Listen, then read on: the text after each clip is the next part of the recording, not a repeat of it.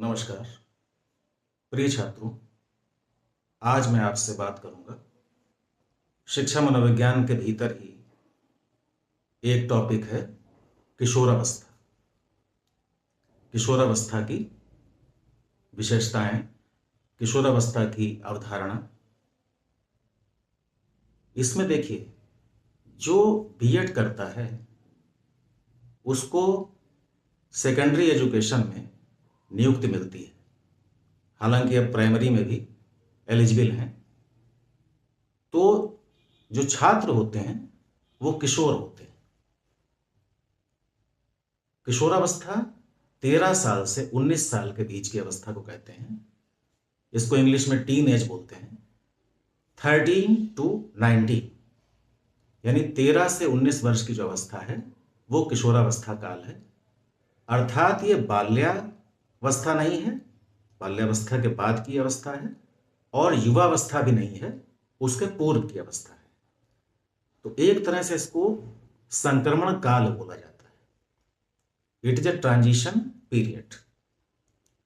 और इस अवस्था में किशोर का मन, मस्तिष्क, उसकी सोचने की क्षमता, उसके भीतर के परिवर्तन, हार्मोनल चेंजेस, ये सारी चीजें एक बहुत बड़ी भूमिका निभाती हैं।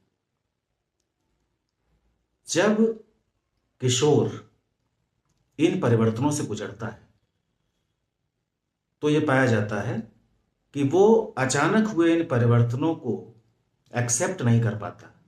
उसे लगता है अचानक मेरे जीवन में क्या परिवर्तन हो रहे हैं, जिसके कारण उसे बहुत सारी परेशानियों का सामना करना पड़ता है।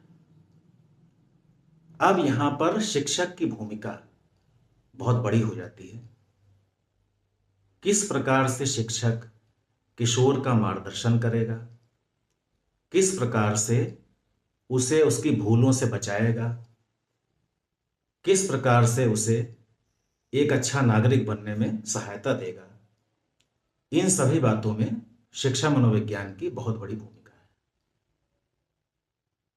तो सबसे पहले हम बात करते हैं कि किशोरावस्था क्या है, इसके सिद्धांत क्या है और इसकी विशेषताएं क्या है।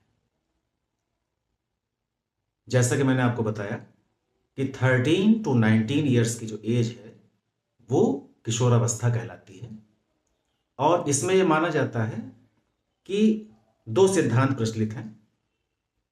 एक है क्रमिक विकास का सिद्धांत और दूसरा है त्वरित विकास का सिद्धांत। तो त्वरित विकास का मतलब है कि अचानक विकास हुआ और बाल्यावस्था से किशोरावस्था आ गई। दूसरा है क्रमिक विकास का सिद्धांत, अर्थात क्रम क्रम से विकसित होना।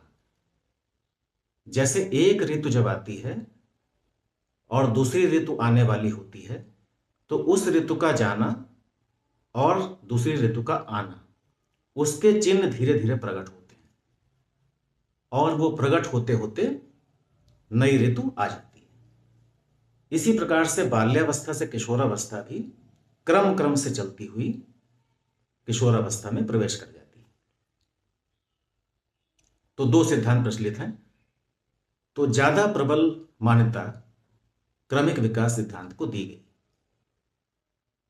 अब प्रश्न उठता है, किशोर किस स्थिति का सामना करता है?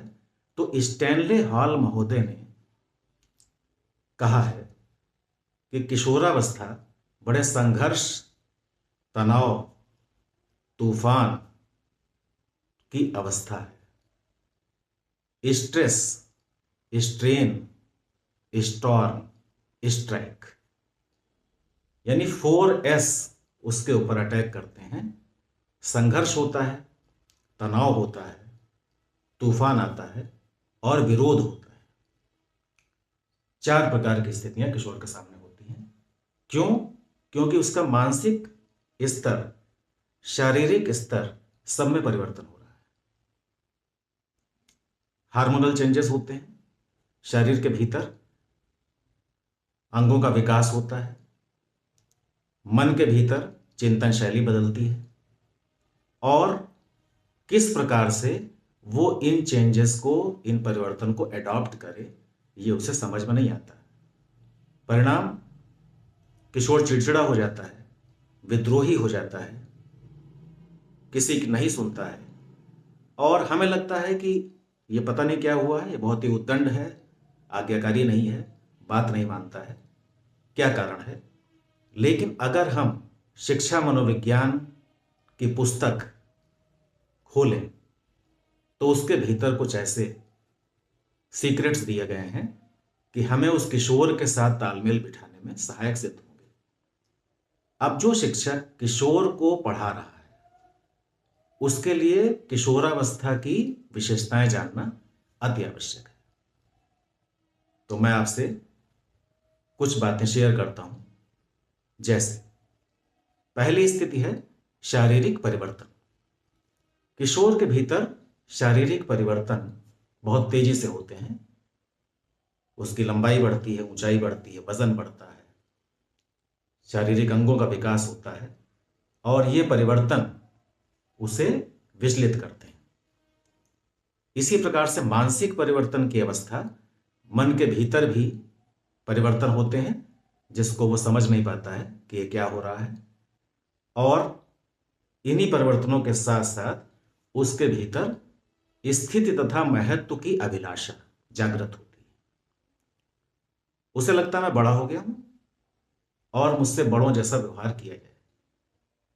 लेकिन माता पिता या उसके और जो बड़े हैं या जो शिक्षक हैं, उनको लगता है कि नहीं, ये तो बच्चा है, तो वो उसे बच्चे की तरह ही ट्रीट कर रहे हैं। नतीजा, किशोर में एक विरोध उत्पन्न होता है कि ये मुझसे बड़े की तरह बात क्यों नहीं कर रहे। अब एक बहुत ही मजेदार विरोधाभास मैं आपसे शेयर करना चाहूंगा कि किशोर जब किसी बात को कहता है, बड़ों के बीच में अपनी बात को व्यक्त करता है, तो उससे बड़े कहते हैं कि अभी तुम इतने बड़े नहीं हुए हो कि बड़ों के बीच में अपनी बात कहो। ठीक इसके विपरीत, जब वो कोई ऐसी हरकत करता है जो बच्चों के समान होती है या इमेच्योर होती है, तब उससे कहा जाता है कि अब तुम बड़े हो गए हो और ये हरकत तुम्हें शोभा नहीं देती। अब किशोर की स्थिति देखिए। किशोर कहेगा कि मैं बड़ा हो गया हूं या मैं बच्चा हूं, कृपया मुझे मेरा स्थान बताएं कि मैं क्या हूं। बड़ों के निर्णय में शामिल होने में मुझे छोटा कहा जाता है, और कोई छोटी हरकत करने में मुझे बड़ा कहा जाता है। अब मैं क्या करूं? तो यहां पर शिक्षा मनोविज्ञान आपकी मदद किस प्रकार से करता है, इसको देखिए। आपको किशोर को महत्व देना होगा, उसकी राय को सुनना होगा, उसकी बात को सुनना होगा, और उसकी बात को सुनने के बाद उसमें जो भी संशोधन आपको करना है, स्ट्रेट नो नहीं करना है कि तुम्हारी बात बिल्कुल गलत है। लॉजिकली कन्विंस करना है कि हाँ ठीक है, अच्छा प्रयास है, अच्छा आपने बताया है, इसमें इस बात को अगर ऐसे कर लिया जाए तो कैसा रहेगा। इस वाक्य से किशोर को लगेगा कि हाँ, मेरी बात भी रखी गई है, अर्थात मुझे भी महत्व मिला है, और यही तो उसे चाहिए। परिणाम क्या होगा? आपके प्रति उसकी श्रद्धा बढ़ेगी और वो अपनी बात आपसे शेयर करने में संकोच नहीं करेगा, और आप सफलता प्राप्त कर लेंगे किशोर को दिशा देने में। इसी में एक बिंदु आता है वीर पूजा की भावना, हीरो वर्शिप एज। तो हीरो वर्शिप एज का आशय क्या है कि किशोर किसी को हीरो के रूप में, नायक के रूप में अपना आइडियल बनाना चाहता है। वो आइडियल बॉलीवुड का कोई सितारा हो सकता है, पॉलिटिक्स का कोई नेता हो सकता है, खेल जगत का कोई खिलाड़ी हो सकता है, माता पिता हो सकते हैं, बड़े भाई बड़ी बहन हो सकते हैं, शिक्षक हो सकते हैं। कोई भी ऐसा व्यक्ति जो उसे इस स्तर तक प्रभावित करे कि वो उसके जैसा बनने के लिए राजी हो और उसके जैसा बनने के लिए प्रयास करे। अब इस विशेषता को अगर हम ध्यान से देखें तो हम ये पाएंगे कि किशोर कि इस विशेषता का लाभ शिक्षा मनोविज्ञान हमें किस प्रकार उठाने के लिए मदद करता है। इसमें सबसे आवश्यक बात कि उसे हीरो चाहिए, एक नायक चाहिए जिसके तरह वो बनना चाहता है। तो क्या शिक्षक वो नायक बन सकता है? क्या शिक्षक उस हीरो की जगह ले सकता है अपने आचरण के द्वारा, अपने व्यवहार के द्वारा, अपने गुणों के द्वारा, अपनी खूबियों के द्वारा, कि छात्र जो किशोरावस्था में है वो उसके जैसा बनना चाहे? अब यहां पर शिक्षक की भूमिका बड़ी महत्वपूर्ण हो जाती है। अगर वो एक आइडियल व्यक्तित्व, एक आदर्श व्यक्तित्व का स्वामी है, तो छात्र के लिए बहुत ही सहज होगा उसकी ओर आकृष्ट होना और उसके जैसा बनना। लेकिन अगर शिक्षक की कथनी और करनी में भेद है, तो छात्र उसे पकड़ लेगा और पकड़ने के बाद उस शिक्षक का सम्मान करना बंद कर देगा, बल्कि उसके प्रति विरोध की भावना भी उत्पन्न हो जाएगी।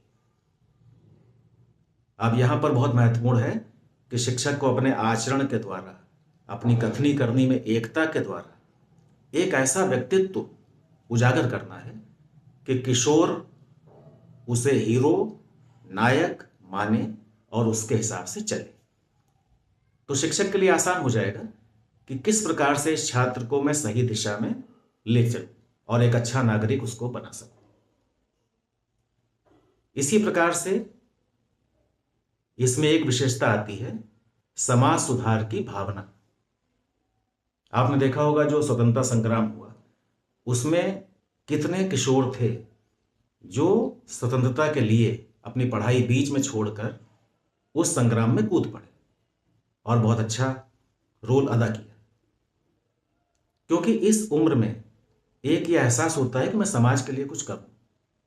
बहुत तीव्र भावना बलवती होती है और उसी का फायदा उठाते हैं नेगेटिव फोर्सेस भी। जैसे आपने देखा कि आतंक के क्षेत्र में आतंकवादियों की जो प्रशिक्षण है वो टीन एज में ही आरंभ किया जाता है। उनके मस्तिष्क का ब्रेन वॉश करके उनको आतंकवादी बनाने में आसानी मिलती है। यहां पर शिक्षक अगर सकारात्मक रूप से उसी गुण का फायदा उठाते हुए उसे देश प्रेमी बना दे तो कितना अच्छा होगा। एक अवसर हमें मिला है, शिक्षा मनोविज्ञान ने हमें बताया है कि देखिए किशोर छात्र आपके सामने बैठा हुआ है, इसके भीतर ये विशेषता उपस्थित है, इस विशेषता का लाभ उठाकर इसे एक अच्छा नागरिक बना दीजिए। उसके लिए खुद को कसना पड़ेगा। इसी में एक और विशेषता आती है धार्मिक भावना का उदय। धार्मिक भावना का उदय का अर्थ हुआ कि धर्म की ओर किशोर की रुचि बहुत ज्यादा बढ़ जाती है। मंदिर भी जाएगा, मस्जिद भी जाएगा, गिरजाघर भी जाएगा, गुरुद्वारे भी जाएगा, सब जगह पहुंचेगा और वहां जाकर वो अपनी बात कहता है। और धर्म में अगर उसे गलत लोग मिल गए तो यहां पर भी वो गलत मार्ग पर जा सकता है। तो उसे धर्म की वास्तविक परिभाषा समझाना, वास्तविक रूप से धार्मिक बनाना शिक्षक का ही कर्तव्य है। क्योंकि उसके भीतर की एक विशेषता है जो जागृत हो चुकी है और इस विशेषता का फायदा शिक्षक सकारात्मक रूप से उठाकर उसे एक बेहतर नागरिक बना सकता है। विशेषताओं का ये क्रम बहुत बड़ा है और हमारे पास एक बहुत बड़ी सूची होती है शिक्षा मनोविज्ञान के क्षेत्र में कि इन विशेषताओं को धारण करके हम किस तरह से किशोर का मार्गदर्शन कर सकते हैं। उस विशेषता का फायदा उठाइए और किशोर को एक अच्छा नागरिक बनाने में मदद करिए। इसी में एक विशेषता आती है काम भावना का विकास। क्योंकि हार्मोनल चेंजेस आ रहे हैं तो विषम लिंगी के प्रति किशोर किशोरी आकर्षित होते हैं और अक्सर आपने देखा कि वो गलत कदम उठा लेते हैं। गलत कदम उठाने के नाते उनके माता पिता का भी अपमान होता है और वो भी भविष्य में पछताते हैं। तो यहां पर यह बहुत आवश्यक है ये बहुत ही सेंसिटिव मैटर है कि शिक्षक इस बात का ध्यान रखे कि ये जो चेंजेस आ रहे हैं, जो हार्मोनल चेंजेस किशोर किशोरी में आ रहे हैं, इनका दुष्प्रभाव उस पर ना पड़ जाए, क्योंकि इनके दुष्प्रभाव से उसका भविष्य अंधकार में हो सकता है। तो यहां पर माता पिता की भूमिका बहुत बड़ी हो जाती है और शिक्षक की भूमिका भी बहुत बड़ी हो जाती है कि उसे विशिष्ट ज्ञान दिया जाए, विभिन्न दृष्टांतों के माध्यम से, अप्रत्यक्ष रूप से, साइंटिफिकली उसे समझाया जाए कि अगर हम इस दिशा में जाएंगे तो हमारा ये नुकसान हो सकता है, तो बेहतर है कि हम उस दिशा में ना जाएं। सीधे उसको मना ना करें, डायरेक्ट मना करने पर विरोध होता है, रेजिस्टेंस पैदा होता है। तो हम सीधा नहीं कहेंगे, उसे हम इनडायरेक्ट वे में प्यार से समझाएंगे, दोनों पहलू सामने रखेंगे कि देखिए अगर आप ऐसा करते हैं तो आपका भविष्य अंधकार में हो जाएगा, और अगर आप ऐसा करते हैं तो आप इस अंधकार से बचकर प्रकाश की ओर परिलक्षित होंगे। ब्रह्मचर्य की जो अवधारणा थी हमारे 4 आश्रमों में, वो यही थी। 25 वर्ष तक जो ब्रह्मचर्य की बात थी कि छात्र छात्रा को ब्रह्मचर्य की शिक्षा देना अति अनिवार्य है, ताकि उसको उसकी जो इंद्रियों का प्रशिक्षण है वो पूरी तरह से हो सके, कुमार्गी ना हो सके, और अपनी शक्तियों की रक्षा करके वो एक अच्छा नागरिक बन सके। 25 वर्ष तक ब्रह्मचर्य की व्यवस्था होती थी। आज की तारीख में दुर्भाग्यवश हमारे जो बच्चे हैं वो गलत मार्ग पर जा रहे हैं। उसमें बहुत भूमिका समाज की भी है। ये सब बातें हमें ध्यान में रखना पड़ेगा। तो बहुत ही जरूरी है कि हम इन विशेषताओं पर आगे भी चर्चा करते रहें। अगले वीडियो में आपसे फिर बात होगी। तब तक के लिए नमस्कार।